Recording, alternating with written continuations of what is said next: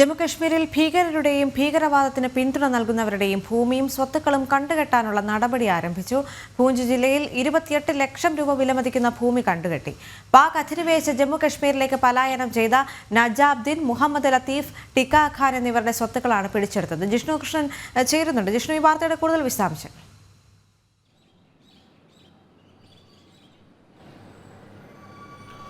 ദേവിക, നമസ്തേ, good morning. Jammu കാശ്മീരിൽ ഒപ്പം രാജ്യത്തിന്റെ വിവിധ ഭാഗങ്ങളിൽ ഭീകരവാദത്തിന്റെ വേരുകൾ പൂർണ്ണമായും തുടച്ചു നീക്കുന്നതിനുള്ള വിവിധ തരത്തിലുള്ള പ്രവർത്തനങ്ങളും നടപടികളും കേന്ദ്ര സംസ്ഥാന സർക്കാരുകളുടെ ഭാഗത്തുനിന്ന് നടക്കുകയാണ്. ജമ്മു കാശ്മീരിൽ പ്രത്യേകിച്ച് ഭീകരവാദത്തെ പ്രാദേശികമായും പിന്തുണയ്ക്കുന്ന സമീപനം മുൻപുണ്ടായിരുന്നു. അതിൽ വലിയ മാറ്റം വരുത്തുന്നതിനുള്ള നടപടികൾ സ്വീകരിച്ചു വരികയായിരുന്നു. അതിന് പിറകെയാണ് ഇപ്പോൾ ഭീകരവാദികളുടെയും ഒപ്പം ഭീകരവാദത്തിന് പിന്തുണ നൽകുന്നവരുടെയും ഭൂമിയും സ്വത്തുവകകളും സർക്കാരിലേക്ക് കണ്ടുകെട്ടുന്നതിനുള്ള നടപടികൾ ജമ്മു കശ്മീർ സർക്കാർ തന്നെ ഊർജിതമാക്കിയിട്ടുള്ളത്. ജമ്മു പോലീസും സൈന്യവും സംയുക്തമായാണ് ഈ നടപടികൾക്ക് നേതൃത്വം നൽകുന്നത്. മുൻകാലത്ത് ഭീകരവാദ ആശയത്തിന് വേണ്ടി ഭീകരവാദത്തിന് വേണ്ടി പാകിസ്ഥാനിലേക്ക് പോയവരുടെയും ഒപ്പം പാകിസ്ഥാൻ അധിനിവേശ ജമ്മു കാശ്മീരിലേക്ക് പോയവരുടെയും എല്ലാം തന്നെ വിവരങ്ങൾ, അവരുടെ സ്വത്ത് വിവരങ്ങൾ, അവർ ഏത് മേഖലയിൽ നിന്നാണ് പോയത്, അവരുടെ പേരിലും ഒപ്പം കുടുംബത്തിൻ്റെ പേരിലും സ്വത്തുവകകൾ, അത് സംബന്ധിച്ച പൂർണ്ണമായ വിവരങ്ങൾ നിലവിൽ ജമ്മു കശ്മീർ സർക്കാരും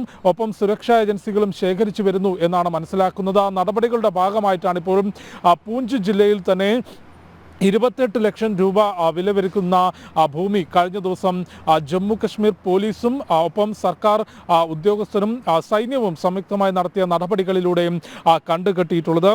പൂഞ്ച് ജില്ലയിലെ നേരത്തെ പാകിസ്ഥാനിലേക്ക് പലായനം ചെയ്തു എന്ന് കണ്ടെത്തിയിട്ടുള്ള 3 പേരുടെയാണ്, അതായത് നജാബുദ്ദീൻ, മുഹമ്മദ് ലത്തീഫ്, ടിക്കാ ഖാൻ എന്നിവരുടെ ഭൂമിയാണ് പിടിച്ചെടുത്തിട്ടുള്ളത്. പൂഞ്ച് ജില്ലയിൽ കസ്ബ, കിർണി ഗ്രാമങ്ങളിലാണ് ഇപ്പോൾ 28 ലക്ഷം രൂപ വില വരുന്ന ഭൂമി പിടിച്ചെടുത്തിട്ടുള്ളത്. സംസ്ഥാനത്തിൻ്റെ വിവിധ ഭാഗങ്ങളിൽ ഇത്തരത്തിൽ ഭൂമി ഏറ്റെടുക്കുന്നതിന് പിടിച്ചെടുക്കുന്നതിനുള്ള നടപടികൾ, അതിൻ്റെ വിശദാംശങ്ങൾ സർക്കാർ തലത്തിൽ ശേഖരിച്ചു വരികയാണ്. ശക്തമായ സൈനിക നടപടി, അവിടെ ആർട്ടിക്കിൾ 370 പിൻവലിച്ചുകൊണ്ട് നടത്തിയിട്ടുള്ള അതിശക്തമായിട്ടുള്ള സൈനിക നടപടികളിലൂടെ ജമ്മു കാശ്മീരിൽ ഭീകരവാദത്തെ ഒരു പരിധിവരെ ഒതുക്കുന്നതിനും സമാധാനം പുനഃസ്ഥാപിക്കുന്നതിനും ഭാരതത്തിലെ മറ്റേതൊരു ഭൂപ്രദേശം പോലെ ജമ്മു കാശ്മീരിനെയും മാറ്റിയെടുക്കുന്നതിന് രാജ്യത്തിൻ്റെ ഭരണകൂടത്തിന് സാധിച്ചിരുന്നു. അവിടെ തെരഞ്ഞെടുപ്പ് നടന്നതിന് ശേഷം ഒമർ അബ്ദുള്ള സർക്കാർ അധികാരത്തിൽ വരുമ്പോൾ ഈ ഭീകരവാദത്തിന് അല്ലെങ്കിൽ വിഘടനവാദത്തിന് പിന്തുണ നൽകുന്ന ചില സമീപനങ്ങൾ ഉണ്ടാകും, നിലപാടുകൾ ഉണ്ടാകും എന്ന വലിയ പ്രചാരണം